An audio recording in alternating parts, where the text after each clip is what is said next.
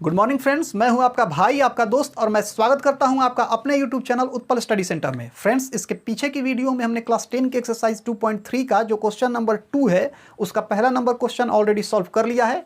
यहाँ पे हम इस वीडियो में उसी का दूसरा नंबर क्वेश्चन सॉल्व करने जा रहे हैं। यहाँ पे हमसे ये कहा जा रहा है कि हमें दो ठो बहुपद दिए गए हैं, इसमें से हमें एक बहुपद से दूसरे बहुपद में भाग देना है और इसके बाद हमें ये बताना है कि हमारा ये जो बहुपद है इस बहुपद का गुणनखंड है या नहीं।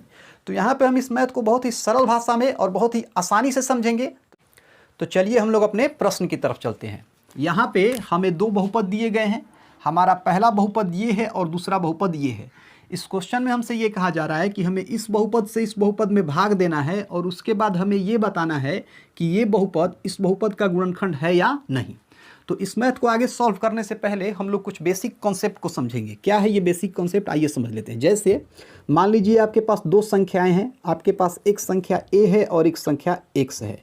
किसी ने कहा कि आपको ये बताना है कि a जो है ये x का गुणनखंड है या नहीं। तो हम क्या करेंगे, हम a से भाग दे देंगे x में। क्या करेंगे, हम a से हम x में भाग दे देंगे। तो आपने अगर a से x में भाग दिया और आपका शेषफल 0 आ गया तो इसका मतलब a x का गुणनखंड होगा, और अगर आपका शेषफल 0 नहीं आया तो इसका मतलब a x का गुणनखंड नहीं होगा। एक और एग्जांपल से हम लोग समझ लेते हैं। देखिए, जैसे अगर किसी ने आपसे पूछा कि 4 जो है ये 64 का गुणनखंड है कि नहीं, तो आप क्या कीजिए, 4 से भाग दे दीजिए 64 में।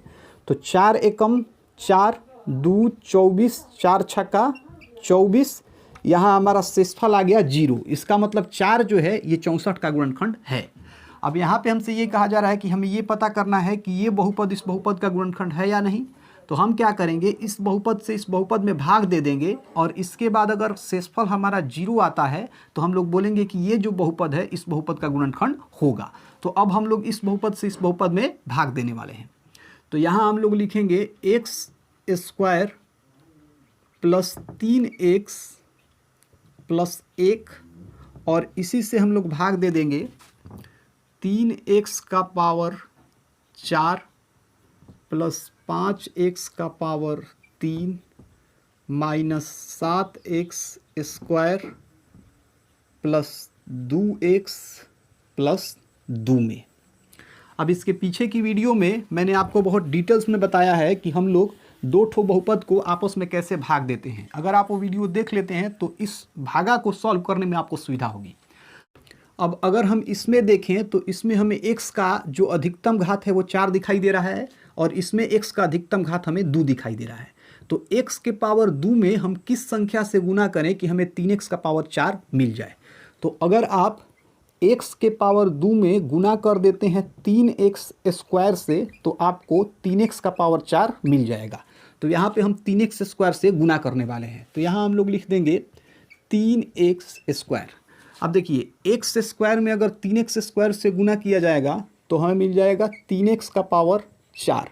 इसके बाद है 3x। तो अगर आप 3x में 3x² से गुना कीजिएगा, 3x में आप अगर गुना कीजिएगा 3x² से तो 3 का 9, x में x² से करेंगे तो हमें मिलेगा x³। तो हमें मिलेगा 9x³। तो यहाँ हम लोग लिख देंगे प्लस 9x³। अब यहाँ पे है 1। अगर आप 1 में 3x² से गुना कीजिएगा तो आपको 3x² ही मिलेगा और 1 के पहले प्लस है तो यहाँ हम लोग प्लस डाल देंगे और यहाँ लिख देंगे 3x²। अब हम लोग इसको सॉल्व करेंगे। तो मैंने आपको इसके पीछे की वीडियो ही बताया था कि हम लोग कैसे बहुपद को जब भाग देते हैं तो यहाँ पे जो हमें क्रिया करनी होती है वो किस प्रकार होती है। देखिए, यहाँ पे हम क्या करेंगे, ये जो नीचे वाला संख्या है इस संख्या के पहले कुछ नहीं है तो हम यहाँ प्लस लिख देंगे। अब ध्यान रखिए, नीचे वाली संख्या के पहले जो भी चिन्ह होता है उसका हम लोग उल्टा लिखते हैं। तो यहाँ तो प्लस है तो यहाँ हम क्या लिख देंगे, माइनस लिख देंगे।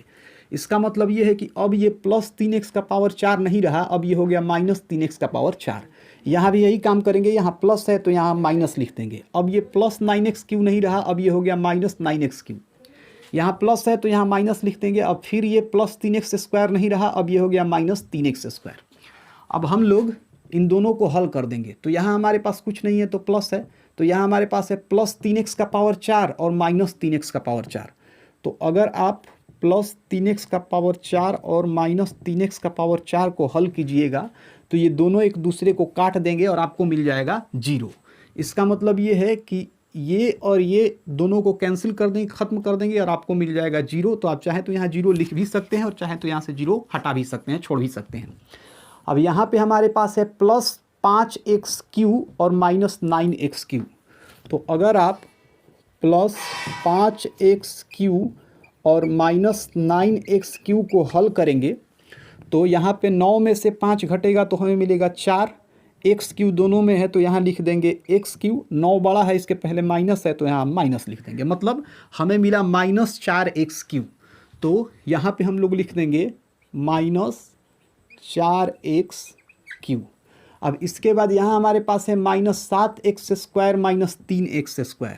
तो अगर आप माइनस 7x² और माइनस 3x² को हल करेंगे तो माइनस 7 और माइनस 3 माइनस 10 हो जाएगा, x² दोनों में है तो यहाँ हो जाएगा x², मतलब यहाँ हमें मिल जाएगा माइनस 10x²।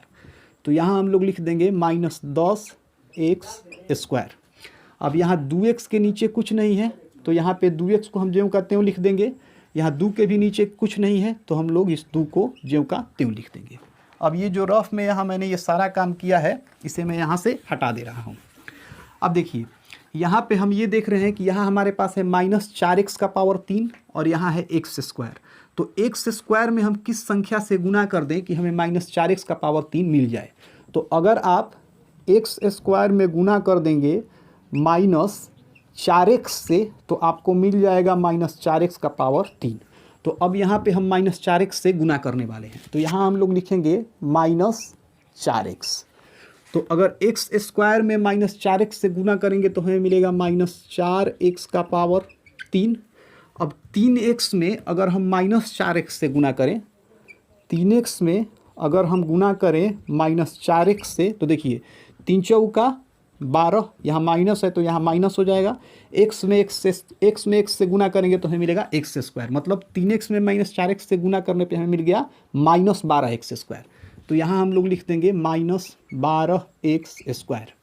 अब हम 1 में माइनस 4x से गुना करेंगे तो यहाँ प्लस है यहाँ माइनस है, प्लस में माइनस से गुना करेंगे तो मिल जाएगा हमें माइनस, और 1 में अगर 4x से गुना करेंगे तो हमें मिलेगा 4x। तो यहाँ हम लोग लिख देंगे 4x। अब इसको हम लोग हल करेंगे तो यहाँ माइनस है, मैंने आपको बताया था कि नीचे वाला चिन्ह का उल्टा होता है, तो यहाँ माइनस है तो यहाँ क्या हो जाएगा प्लस हो जाएगा, यहाँ माइनस है तो यहाँ भी प्लस हो जाएगा, यहाँ माइनस है तो यहाँ भी प्लस हो जाएगा। अब हमारे पास यहाँ है माइनस 4x का पावर 3 और प्लस 4x का पावर 3, तो ये दोनों क्या होंगे कट जाएंगे, यहाँ हमें 0 मिलेगा। अब देखिए यहाँ है माइनस 10x² प्लस 12x²। तो अगर आप माइनस 10x² प्लस 12x² को हल कीजिएगा तो 12 में से 10 घटेगा तो हो जाएगा 2, और दोनों में x² है तो यहाँ हो जाएगा x²। अब यहाँ 12 10 से बड़ा है तो 12 के पहले जो चिन्ह है वही होगा, मतलब यहाँ पे प्लस होगा। आप चाहे तो प्लस लिख भी सकते हैं, प्लस छोड़ भी सकते हैं। तो हमें यहाँ मिला 2x², तो यहाँ हम लोग लिख देंगे 2x²। अब यहाँ पे हमारे पास है प्लस 2x और यहाँ है प्लस 4x। तो अगर आप 2x और 4x को सॉल्व कीजिएगा, मतलब प्लस 2x प्लस 4x को अगर आप सॉल्व कीजिएगा तो आपको मिलेगा प्लस 6x। तो यहाँ हम लोग लिख देंगे प्लस 6x। अब ये 2 के नीचे यहाँ भी कुछ नहीं है तो 2 को हम लोग जो कहते हैं वो लिख देंगे। अब यहाँ हमारे पास है 2x² और यहाँ है x²। तो x² में हम किस संख्या से गुना करें कि हमें 2x² मिल जाए। तो अगर आप x² में 2 से गुना कर देंगे तो आपको 2x² मिल जाएगा। देखिए x² में अगर आप गुना करते हैं 2 से तो आपको मिल जाएगा 2x²। तो अब हम यहाँ 2 से गुना करने वाले हैं तो यहाँ हम लोग लिख देंगे प्लस 2। अब x² में 2 से गुना करेंगे तो हमें मिलेगा 2x²। 3x में अगर 2 से गुना करेंगे तो हमें मिलेगा 3 दूनी 6x। तो यहाँ हम लोग लिख देंगे 6x। अब 1 में 2 से गुना करेंगे तो हमें मिलेगा 2, तो हम लोग यहाँ लिख देंगे 2। अब हम लोग इसको हल कर देंगे तो यहाँ इसके पहले कुछ नहीं है तो हम प्लस लिख सकते हैं। अब प्लस का उल्टा क्या होता है, माइनस होता है। इसके पहले भी कुछ नहीं है तो प्लस है, तो ऊपर प्लस 2x² नीचे माइनस 2x²। तो ये दोनों एक दूसरे को कैंसिल कर देंगे, ख़त्म कर देंगे। ऊपर प्लस 6x, अब देखिए नीचे भी प्लस 6x है तो इसका उल्टा लिखेंगे, प्लस का उल्टा होता है माइनस। तो ऊपर प्लस 6x और नीचे माइनस 6x, तो ये भी दोनों कट जाएगा। अब यहाँ प्लस है तो नीचे हम माइनस कर देंगे, ऊपर प्लस 2 नीचे माइनस 2, तो ये भी क्या होंगे, खत्म हो जाएंगे। मतलब यहाँ हमें शेषफल मिल गया 0। तो इसका मतलब ये है कि जब हमने इस बहुपद से इस बहुपद में भाग दिया तो हमें शेषफल 0 मिल गया। इसका मतलब ये है कि हमारा ये जो बहुपद है इस बहुपद का गुणनखंड होगा। तो अब हम इसी चीज़ को यहाँ नीचे लिखने वाले हैं। यहाँ हम लोग लिखेंगे अतः x square plus 3x plus 1, x square plus 3x plus 1, 3x का पावर 4, 3x का पावर 4 प्लस 5x का पावर 3, 5x का power 3 minus 7x square plus 2 का गुणनखंड होगा। गुणनखंड होगा। और इस तरीके से जो हमारा क्वेश्चन नंबर 2 था इसे हमने सॉल्व कर लिया।